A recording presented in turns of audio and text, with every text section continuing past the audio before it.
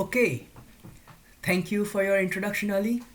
And everyone, welcome to the second webinar of the two-part series where we aim to familiarize you to the different tools and tricks of virtual dynamics and in the process building an electric hybrid powertrain with a P2 topology. If you didn't manage to attend our first webinar, then please don't worry. A recorded version of that webinar will be available on our website, and you are always welcome to revisit it for any reference. Also, the information from the first webinar isn't a pre-requirement for understanding what we are going to do today. So what have we done till now? Well, we had a look at some general tools and framework in virtual dynamics and also learned a little about the recommended software practices to help utilize the software more efficiently. We focused a lot on the gear train module and looked at the different fidelity levels and the capabilities of different approaches and different tools within the gear train environment. We also touched upon the subject of bearings by looking at roller bearings and their catalogs. And finally, we built a fully flexible electric motor and attached it with our gear train. Today, we would be concentrating on the crank train and look at some of the finer details. We will again discuss bearings, but today it would be hydrodynamic and elastro-hydrodynamic bearings, our state-of-the-art approach. And we will finish it by assembling all our subsystems into a comprehensive P2 assembly. I would like to show you the tools available for such assembly generation and how to control such an assembly using our test rig and dynos. In the end, I would like to end with one of our fun features, enhanced animation control, to produce some amazing videos. So let's get started. And let me begin by opening a new session of Virtual Dynamics. So this is where the software started with the cranktrain module. And I also know that many of the participants over here today are quite familiar with the cranktrain module. And what I would like to do is I will go through some of the basics today, but I would rather focus on some of the points which from our experience, from the user questions and general conversations with a lot of you, which I feel would bring the most benefit in understanding the cranktrain module today. But let's say you are a new user and your first question would be, where do I start with my cranktrain module? And one of the easiest ways to start with the cranktrain module is use one of the provided templates in the shared engine database. So you have inline 1, inline 3 engines, V engines, W engines, a lot of different templates are already available to you. And all you would have to do in this cases is open them and change the basic boundary conditions and the dimensions. Other than that, there is also, of course, the possibility, like what we already just saw last time in the gear train and in electric motor modules, that you do have a crank train wizard. And what it does is it makes the user's life much more easier. So let me just start a new template over here. And now I can go and show you what the crank train wizard looks like. It's a part of this engine global data. And as the name suggests, this is just the compilation of many different boundary conditions and dimensions, like the number of banks, number of cylinders, the cylinder distances, length of connecting rod, basically all the very simple parameters which any user planning to investigate a crank train would require. I do not want to spend a lot of time in putting in all these values. So what I have done is I have prepared a simple template.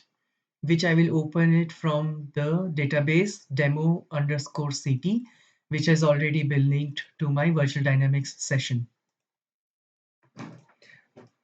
So as I mentioned earlier, this is a relatively simple crank train, which I also built using the crank train wizard.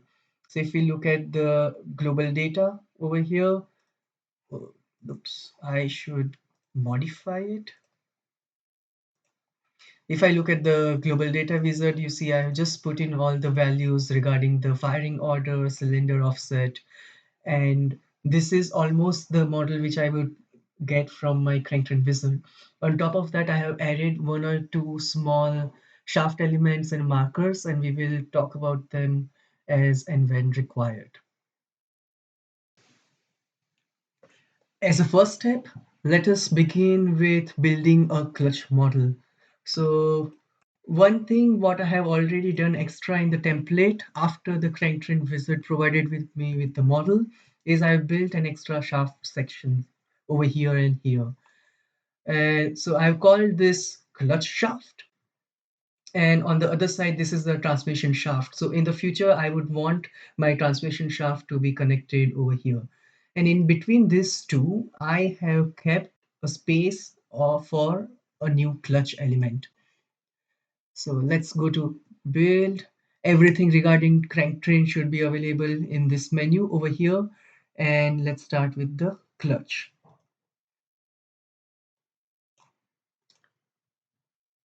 Okay, so we give it a name which is the standard, and like everything else also this is again property file based. I will search for a property file. I do not want to input so much data, and there I have it. I have all my properties. As you see, there is a possibility of choosing between a single clutch or a dual clutch. I can attach it only on one side if the clutch element is the end of my crank train model or my investigation model, then I do not have an output side of the clutch required. In this case, we are going to attach the output side with the transmission which we had created in the previous webinar. Similarly, you can have spring damper elements in the clutch. So over here, I can give a linear, non-linear torque versus angle and damping coefficient versus angle curves. And of course, all the information about the density, which can about the mass and the inertias. And let's keep this off. And now just try to attach the clutch input and the output sides to the two shafts which we have created. I just clicked on V to be able to see all these markers. And let's say on the clutch cover attachment. Over here, I will go to the clutch shaft, which I created over here, and select that. And for the coordinate reference, I will, okay, I do not want a construction frame. What I'll do is I'll again go to the clutch shaft over here. I have turned on the highlight option so I can select the markers, and the marker attach is the correct marker where I want to attach my clutch cover to. On the other side, let us connect it to the transmission shaft. So here, and similarly, we will attach it to the one of the markers on the transmission shaft. And this is it. For the normal force of the clutch, you can have different possibilities of how you can control it. Solver variable, communicator, user function. So I can also write in complex functions. For the time being, I'll just give in a constant value and create my clutch.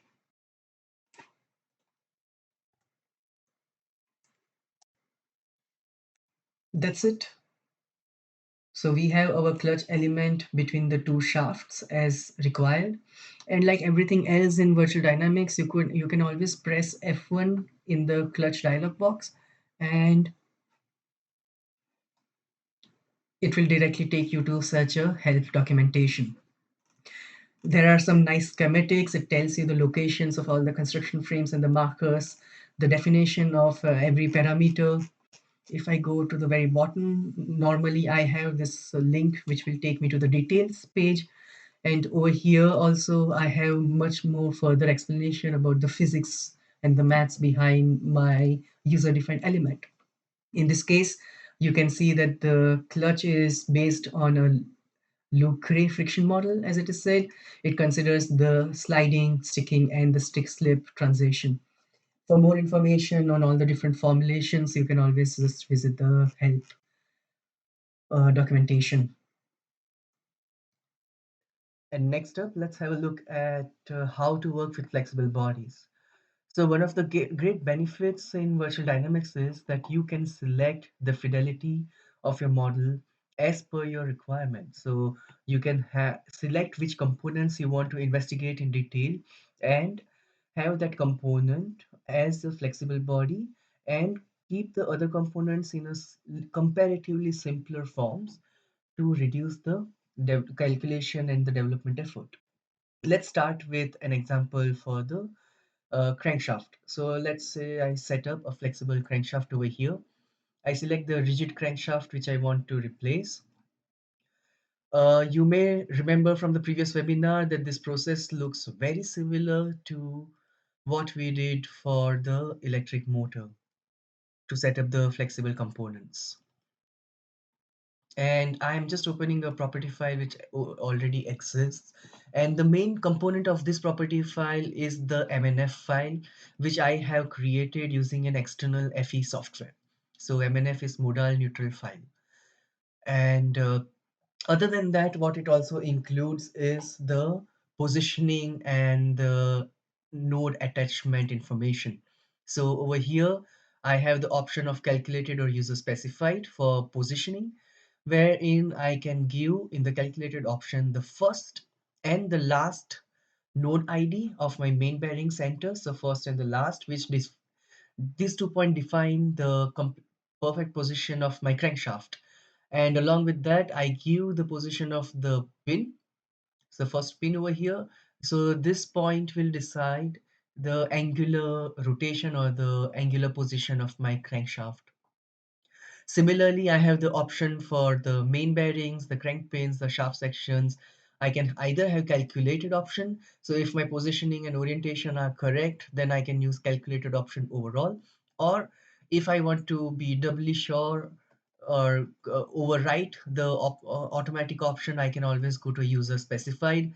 And for example, in this case, for the main pins 1, 2, 3, 4, I can give the interface node number of the node ID from my FE model.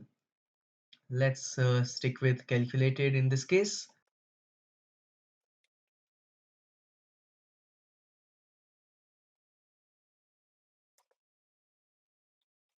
And as you can see, the replacement of my flexible body is completed. And I also have a lot of information in the message window. The two things to check over here are this location or did my software find the interface node? If yes, then what is the distance of this expected connection over here from the FEA node, which is in my MNF? And the best result would always be a yes and a zero. There are some instances where the node with which you want to connect your virtual dynamics MBS model is not an interface node. In that case, it should be a no. And the distance, many users ask me what would be acceptable distance. There is no correct answer, but I would personally say that as long as it is within some microns, so it's like 0.01 or 0.02 millimeters, so 10 or 20 microns, that would be an acceptable level. For example, in the shaft section, because I did not correct the positions, I have a distance of 2.2 millimeters. What does this distance signify? It signifies the distance between the location of the internet interface node in your MNF model and the expected connection. As you can see, it still says that the interface node was found because it uses the minimum distance algorithm, and it finds the node which is closest to the connection. And in this case, it still turned out to be the FEA node in the MNF, even though it is 2.2 millimeters away. And what it will do in this case is it will generate a rigid link between these 2 points, which would be 2.2 millimeters long. And this extra rigid link might lead to or might create unrealistic torques in your system. So especially if it is a load bearing point, not a shaft section, then a gap of 2.2 millimeter is generally not acceptable. That was about the crankshaft and the process for replacing the engine block with rigid engine block with a flexible part is also more or less the same. Again, let me just find a property file over here. And over here, I have chosen the user specified option. Let's see what the attachment nodes look like. So you can see this is the attachment marker to which I have assigned a particular node. And how do I understand this? Or rather, more important question, how do you prepare your MNF model? And for that, actually, there is also a small tool feature available which is called pre-reports. The same thing was also available for crankshaft. Let's have a look at it for the engine block. So if I go to flexible engine block and create a pre-report for my current engine block in the system, I can define a reference marker, and there I have all the information about my engine block, which will greatly assist me in creating the FE model for MNF generation. So as you can see over here, all the attach markers also have an instance name. So I already know attach marker 20 should be main bearing 1, 22 is main bearing 2, and so on and so forth. And I also get the X, Y, and Z position with respect to the reference marker which I had selected. Great. So this is how I can decide. And of course, the other option of calculated also exists over here. And I can also define the orientation and location of my engine block and just replace it.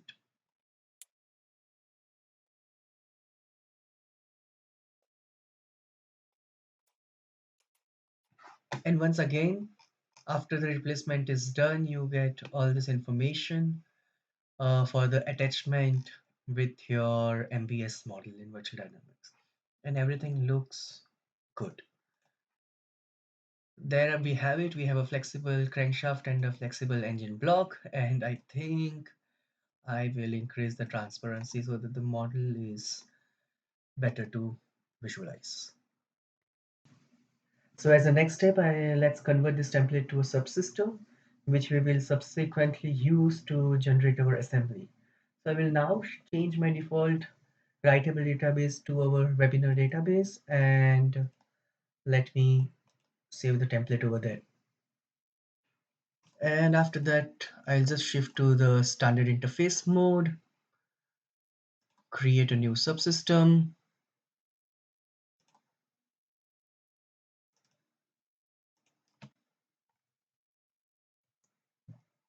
with a prefix of my choice, and let's create it.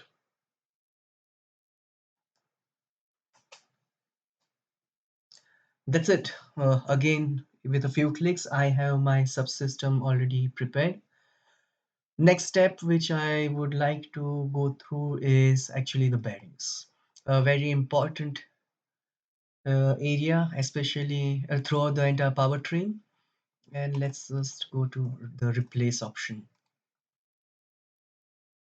So in my current model, I have main bearings, pin bearings, the piston pin bearings. Let me begin with the main bearing. So it's very simple to replace. There are many different options available, and it's very simple to replace between any different kind of the bearing approach that is available to you with simple clicks. So for the first step, I replace the constraint bearing with a rigid bearing. I can replace many different bearings together, all the main bearings, all the type of bearings. To keep it simple, let me just replace one bearing to a hydrodynamic bearing over there. As you can see, even in the hydrodynamic bearing, there are some basic parameters which you would have to provide, like the radial clearance. And over here you have further options, whether you want to use a 2D hydrodynamic or a 3D hydrodynamic database option, you whether it is a thrust bearing or not, and you also provide the uh, type of oil supply and the corresponding dimensions. Other than that, you also have the environmental variables over here, like the pressure element, temperature element, oil viscosity. So you can also control the different environmental variables, as I call them, to control the properties of the oil. Let me go back to the replace box.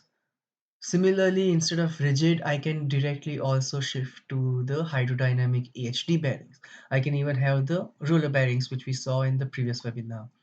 If I select the EHD bearing, let us replace it again. And yeah, this dialog box looks much more comprehensive, as you would expect, because it's state-of-the-art approach with a lot of different possibilities and functions. So over here, there are possibilities of doing EHD analysis between two center nodes, so center IDs, or you can select the surface nodes. You can have the surface node and all the local deformation and the local eigenmodes of the bearing surface over here. On the other end, you can have the centerline nodes, center, or the surface node. So this combination is what we like to call one-sided EHD. So on the shell side, you have taken a lot of the details, but on the journal side, if I define multiple nodes, then I will just use a bending line and not the local deformation. Or you can also again have two-sided EHD, where you will take into consideration the local deformation of both the sides in the bearing. So the pin side, the bearing side, and the journal side. You can create this node surface. So the software takes into account all the basic dimensions which you have provided and searches for a node within that bounding box. And over here I can check that it found 240 nodes on my shell, and the node IDs are also available to me.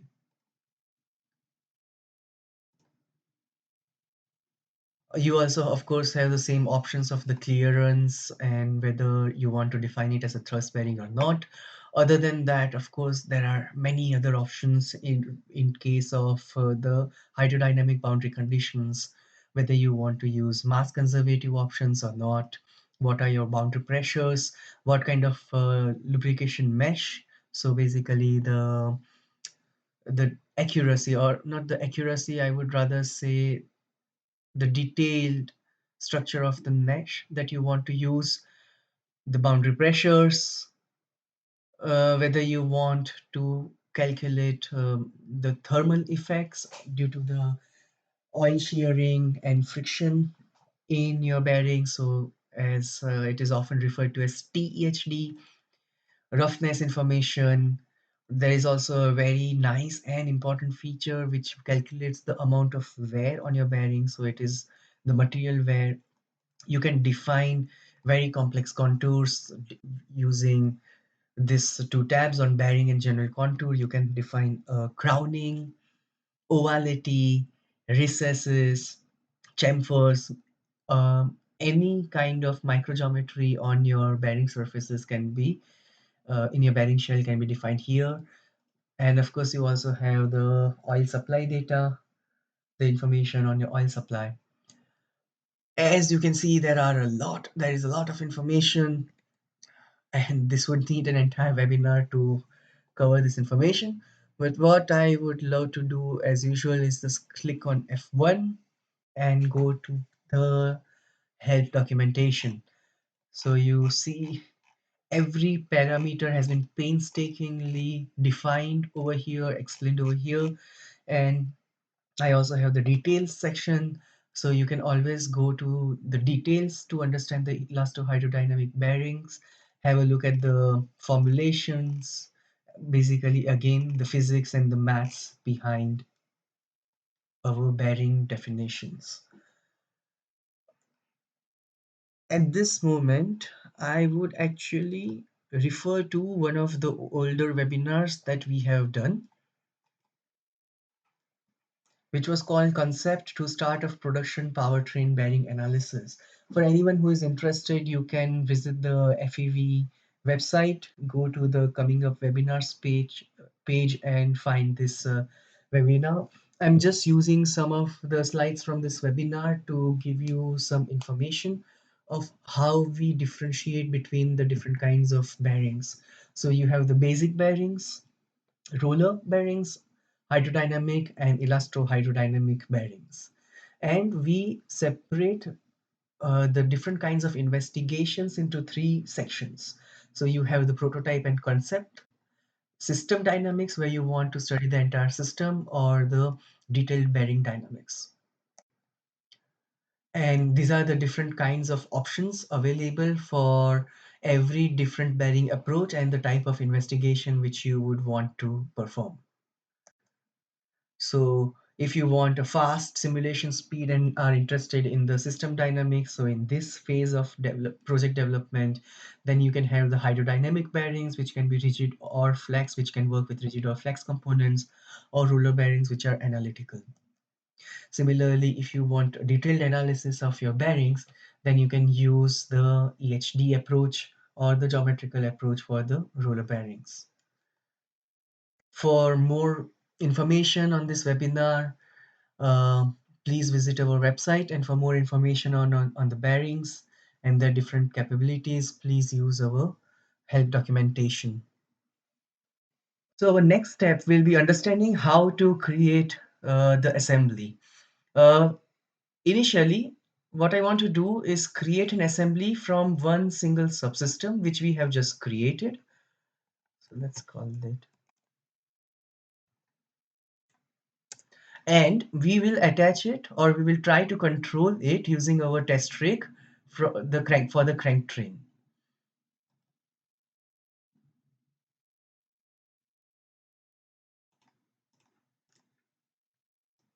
As this is an assembly from one subsystem, it looks identical to the subsystem with one more addition, which is the test rig over here. And as you can already see that the location of this test rig is not correct. Either it should have been, only if we consider this assembly, it should have been at the end of this transmission shaft. But in our case, this test rig should actually get attached itself to the electric motor or to the output from our transmission, which we had created in the previous webinar. So how did this test rig come over here in the first place?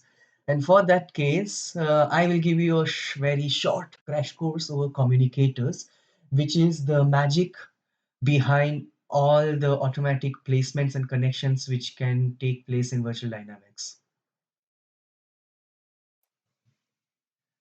This communicator feature uh, helps different subsystems or test rigs communicate with each other. There are two types of communicators. One is, let me just change this. One is the output type of communicators, and the other is the input type of communicators. And I think the names are self-explanatory. An output communicator sends out a particular type of information, whereas the input communicator will be receiving it.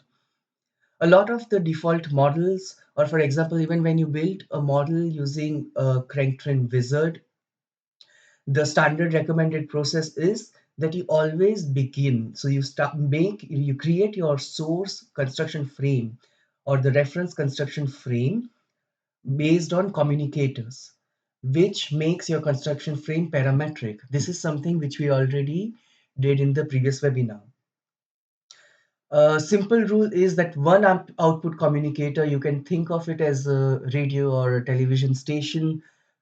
It sends out information and it can connect itself with many different input communicators at the same time. But one input communicator, which is your radio in this case, can receive only or can connect to only one output signal at the same time. Like you cannot hear more than one radio channel on your radio simultaneously. And this consideration of which output and input communicators will get connected is basically also done via addresses. So first thing is the shorthands are CI, which is the communicator input, and CO, communicator output. So whenever you read CI or CO in front of your communicator, you immediately recognize its type. And how do this input and output communicators manage to communicate with each other? Well, both of them need to have the exact address. So there are four or five different parameters, matching names, the type of parameter, the symmetry, then you have the class. So class is basically the type of information which these communicators are going to exchange, whether it is orientation, location, speed, some variable information. So both of them, of course, have to exchange the same kind of information. It is not possible that the output communicator sends out data regarding the location of some kind, and the input communicator converts it to some other information of speed or orientation. And to further distinguish between many communicators which might have same matching names and class, we also have an extra uh, parameter called minor role. So as long as this address matches, you have address line 1, 2, 3, 4, 5, except the second line where the input and the output have to be opposite of each other. As long as the address matches, these communicators will be able to exchange information. So now let's have a look at the communicators in the models which we have built. And for that, I will shift back to the template builder over here. And over here within communicators, I have many different tools at my disposal. One of them is test and the other one is info. Let's try both of them out. First, I will go to the test. And what I will do is I will test whether there are communicators with between my train test rig and my template which match with each other. They should be at the top. And over here I have the match communicators. And what I see over here is that there are three communicators which are matching, which are output from my template and input to the test rig. And these are the three output communicators which I either have to shift or disable to correctly locate my test rig in the assembly.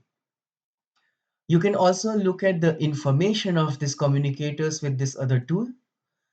In this case, I have my template and I want to see the communicators of the type mount, orientation, and location of the type output from my template. And over here, I see the output communicator driver of the type mount. Similarly, over here of the type location and the output communicator of the type orientation.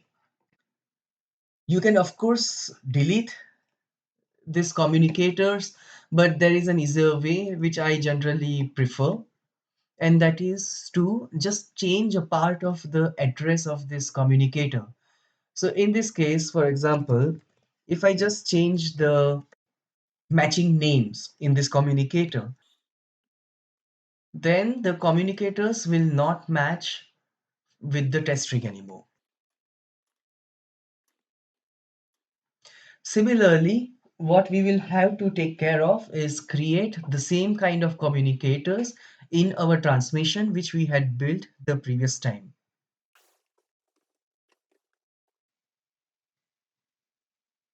So now the communicators for the test rig have been taken care of. We will also be using communicators to make sure that our different subsystems always interact with each other correctly and also positioned correctly with respect to each other. For that, the first thing which I would want to explain is this sort of dependencies and interdependencies which exist in any virtual dynamics model. The recommended method of working is such that you always have this one basic reference point construction frame based on which you would have other dependencies and interdependencies for your entire model. I have created a very simple schematic to try and explain what I mean. You always start with one construction frame, one point, which you can call it the source, the origin, the reference, or the starting point, whatever you want. And all your other construction frames, all your other markers, the geometries, the parts, even if this part is dependent on this construction frame, it is indirectly dependent on the source construction frame. And this is always the point that you should keep in mind, because if I shift this point, if I move this point, then my entire model moves along with it. In a crank train, this point always exists. The recommended is this X up or the Z up construction frame which you create in the beginning of your process, right? So over here we already have this X up and Z up construction frames, and I'm going to use a tool. Over here I will basically try to calculate the distance between this point, which is my source, and this end of the transmission shaft. So I'm choosing my X up reference frame, and on the other side I will use the transmission shaft. So let me just click on V. Yes, and this is the position which I wanted. And over here, I'm able to see that the distance is 223.3 millimeters. Let's keep that in mind. Other than that, this construction frame in the crank train, there is there are communicators which are already automatically built on it as a standard. And these communicators are this crank train orientation with the matching name cranktrain underscore ORI and the cranktrain location. Yeah. So there are two input communicators which are already built on this, on which this entire model is actually built. So let's keep this also in mind. And now I will shift to the gear train model from our previous webinar.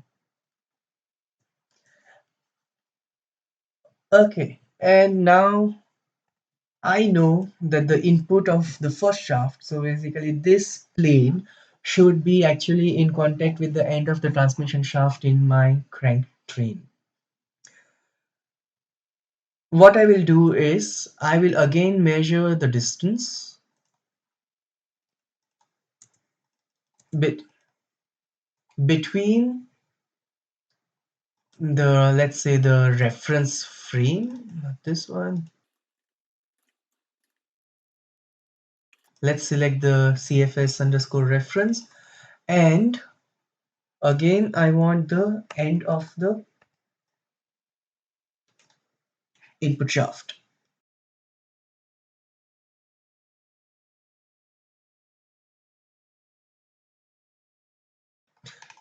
Okay, so let's find out the shaft 1 and the attach marker. And over here I see the distance is 140 millimeters, which means 140 plus 223.3. So the distance between the reference frame of my transmission and the reference frame for my crank train is 363.3 millimeters if my maths is correct. Armed with this information, Now I will create a new construction frame at this particular distance. So I will select this and the distance will be meters. And again, I will select the same reference and I happen to know what orientation I want. The great part about this construction frames is such that if my orientation is wrong, I can just visually check and also rotate it as and when required. And based on this construction frame, we will now create the two output communicators which will send out the information to the crank train. So let's call it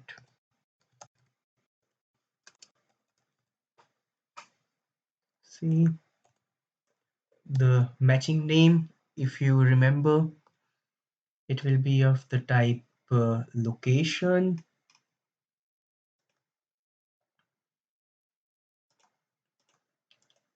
and we will select our crank train location. Similarly, the next one for the orientation. A tip, the matching name does not have to be the same as the communicator name. And if you leave this empty, then the communicator name automatically becomes the matching name because this cannot be left empty. Okay.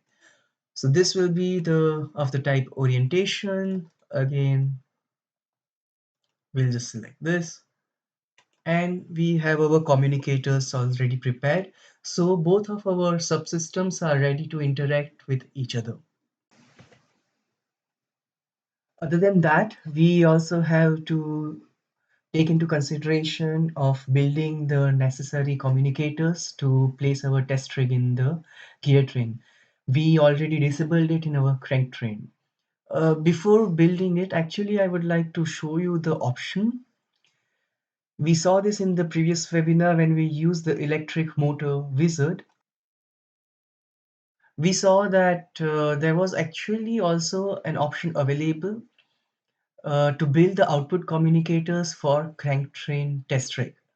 I had deliberately not selected it because I wanted to do this process manually. But in this case, I could have saved some effort and time by clicking here and having the necessary communicators already prepared over here. But let us assume, for example, you did not have an electric motor in your gear train, which is highly possible. In this case, you would have to do this process manually. So if you remember, we disabled three types of communicators of location, orientation, and mount. So let's start with the mount type. So it's called driver, driver, and the part name. So I will be connecting it to the rotor of my electric motor. Correct? So it's here part one. And next, we need one of the type location and the orientation to correctly position our test rig. So let's call it like this with a matching name of the type location, and the coordinate reference can be the test rig reference.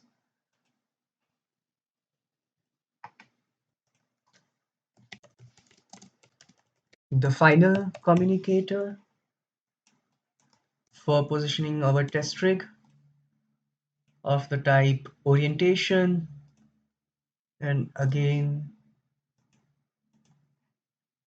I will use the test rig reference construction frame over here. And these are all the steps. I could have built these three communicators at any place in my gear train or in any model that I want. And this, when I create the assembly and I use the crank train test rig option, then it will get automatically placed and connected. The final step of this process would be to shift to the standard interface, create the subsystems from the templates which we have already created. So first let's do for the crank train sub underscore this.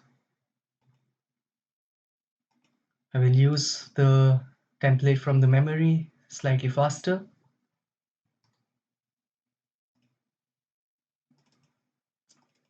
And I will do the same for the transmission.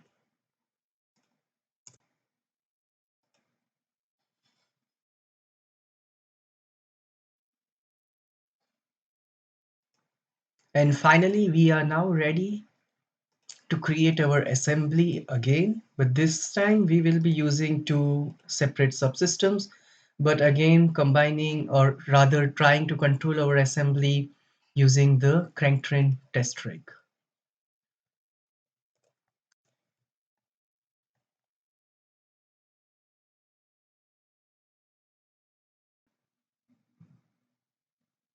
It's always good to check the messages in this window. They are there for a reason, and it will inform you if one of the communicators, for example, is not matched correctly.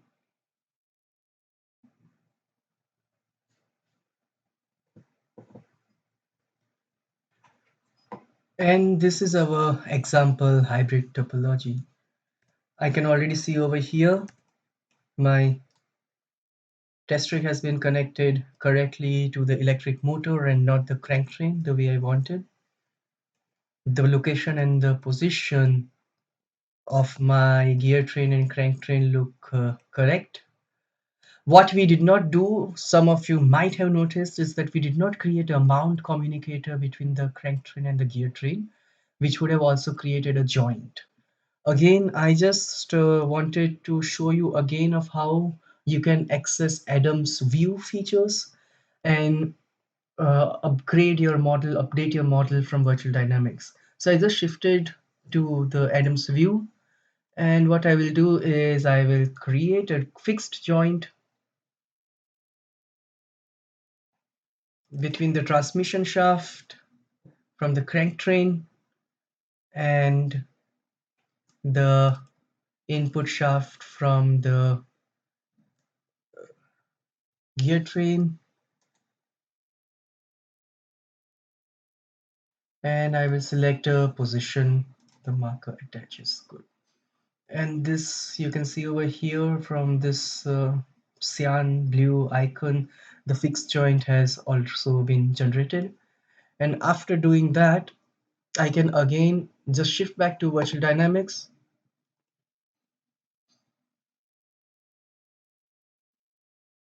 and I will be able to see, let me zoom in, this fixed joint or any modification that we did in the Adams view is automatically updated in the Virtual Dynamics model here.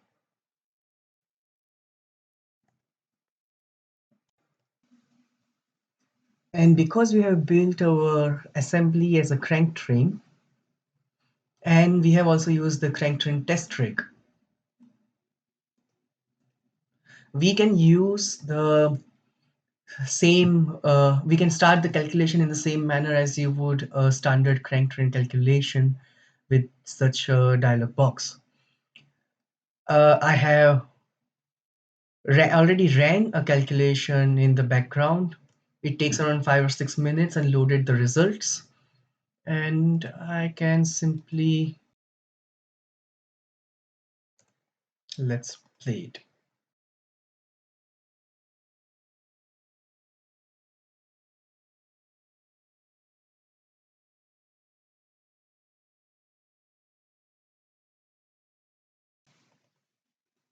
So we don't have much time left, and I just want to quickly introduce you to this tool, Enhanced Animation Control. If you go to the post processor and load the animation, then you can access the tool over here called Enhanced Animation Control, like this. Again, it's easy to use, a dialog box. It has a lot of different options. You should check it out in the help about the different parameters and the different settings. You can control the speeds. You have the camera. So if I can control the camera, I can say I can control the translation, the rotation, the zoom factors of the model, the transparency. I can even write my own codes to control the deformation factors, scale factors, colors, many different things. We do not really have much time to show you an example. What I will do is I will actually go to the Virtual Dynamics website and play this animation. This animation has been completely done, produced using Virtual Dynamics Enhanced Animation Control.